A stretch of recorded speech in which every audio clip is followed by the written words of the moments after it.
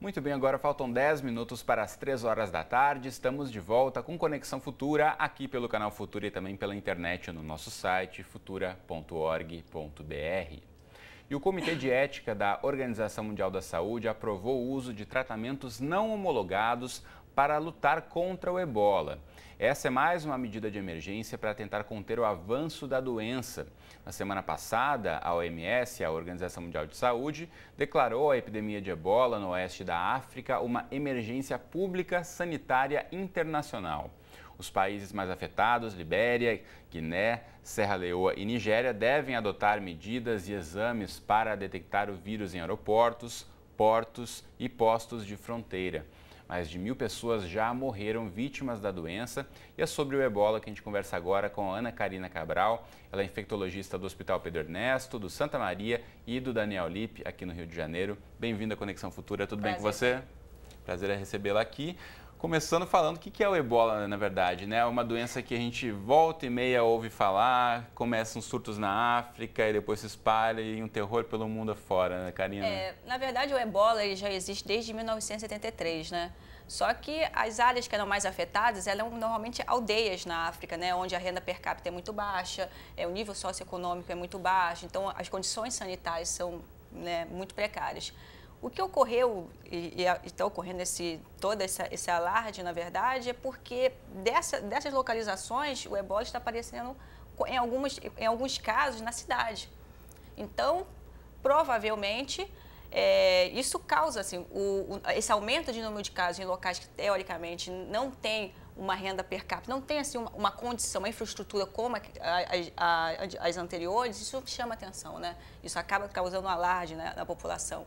E o ebola, ele é um vírus que causa uma doença hemorrágica, é um vírus grave, de evolução muito grave, o paciente é de alta letalidade, o paciente pode ir a óbito, né? Na verdade, de cada 100 casos, 90 acabam indo a óbito por conta do ebola.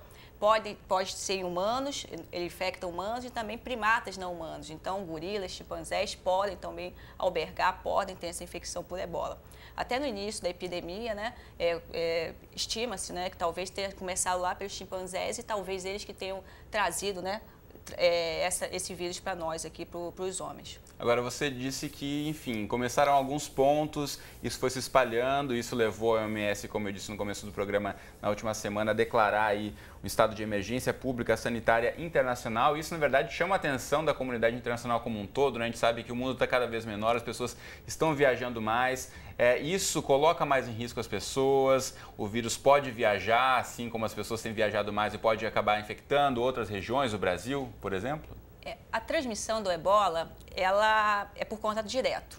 Então, você não pega ingerindo água, ingerindo alimento, você pega pelo contato com o paciente. E mais, também você pode pegar pelo contato com aquela pessoa que foi vítima da doença. Aquele paciente morreu e se você tiver contato com aquele paciente, você também pode adquirir a doença. Na África, eles têm até rituais, né, religiosos de culto, né, aos seus mortos, de demorar um tempo para enterrá-los e eles acariciam, né, tem um contato direto e isso ajudou e muito também na transmissão da doença nesses locais até iniciais, né? E por contato direto, por ser uma virose que você tem que ter contato ou com sangue ou com fluidos corporais dos pacientes, seja suor, lágrima, esperma também, né, o sêmen, urina, fezes principalmente, né, quando quando tem uma diarreia importante. E por ter esse contato, é uma doença que transmite basicamente, pode transmitir. Assim, a pergunta que todo mundo quer saber, pode chegar no Pode chegar Brasil? no Brasil? É o que todo mundo se pergunta, né? O período de incubação da doença é de 24 horas até 21 dias. Se acontecer desse paciente chegar ao nosso território e estiver no período de incubação, quando ele não tem sinal e sintoma nenhum, e ele adquirir a doença aqui, sim, a resposta ele pode transmitir aqui dentro do Rio de Janeiro. Só no Brasil, de uma maneira geral. Só que eu acho muito difícil, tá? Até porque os aeroportos estão prestando atenção, estão tendo uma busca ativa dos casos, As fronteiras também estão buscando os casos. Então, eu acho que na medicina a gente não pode falar que nunca vai acontecer, né? Isso não existe na medicina, não é uma ciência exata. Mas agora não seria um momento pode. ainda, então, para o Brasil adotar essas medidas também em fronteiras de restrições?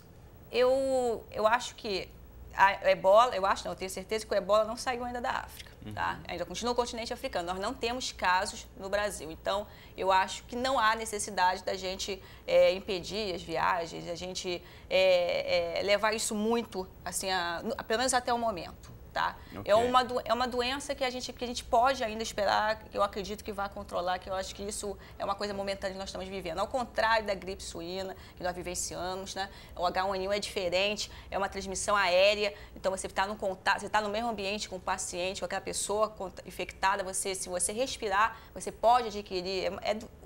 Os meios de contaminação são totalmente diferentes do ebola. É um pouco mais difícil essa contaminação. A gente já está chegando no finzinho da entrevista, só antes gostaria de ouvir a sua opinião em relação ao uso de medicamentos não homologados, já autorizados pelos Estados Unidos, a questão das possíveis vacinas. Como é que a gente está caminhando aí para o tratamento e prevenção do ebola?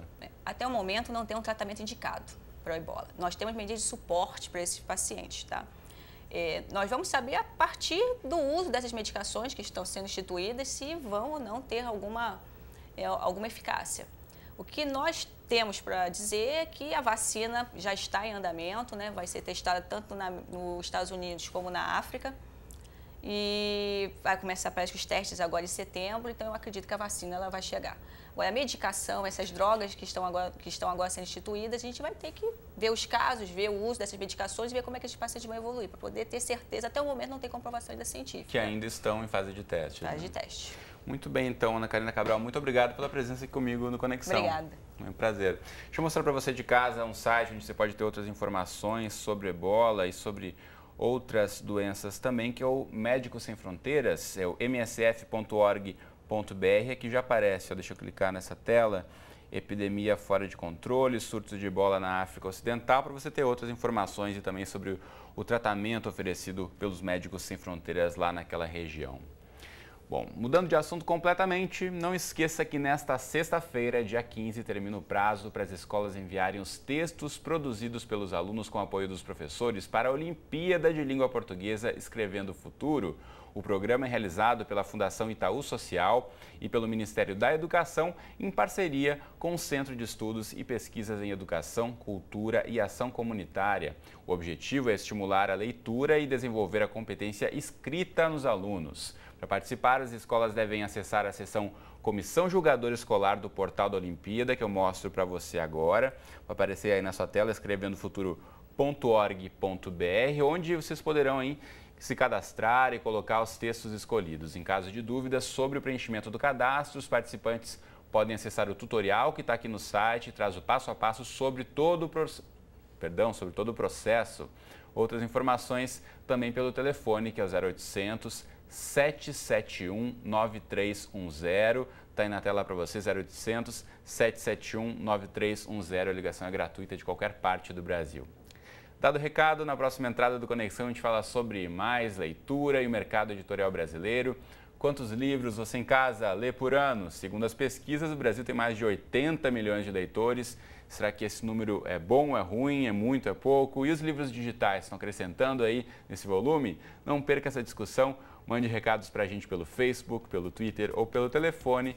Estou aqui à sua espera logo depois do programa Nota 10. Até já!